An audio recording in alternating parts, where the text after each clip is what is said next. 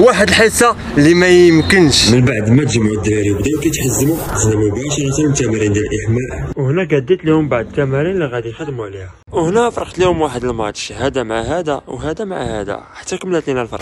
وانا مع هذا. وهنا كتبدا الانطلاقه ديال الماتش ديالنا عند اللاعب ايهاب. اول هجمه قطع ايهاب، الشيء اللي غادي يخول ليه انه يلعب واحد التيكيتا كنقيه مع صاحبه.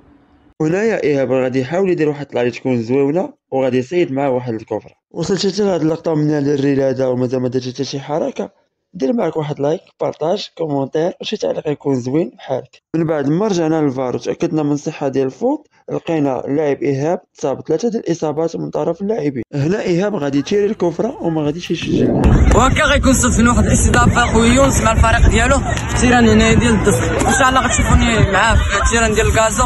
شي كلمه للجمهور. الكلمه الاولى والاخرى هي اللي تحدانا طاح معنا من ارض الميدان وما حنا بك ايهاب في اي وقت كونطريمون ديال كازو، واي واحد جا من عندك مرحبا به، اي واحد تيتحدانا يجي فريقه ويجي معنا.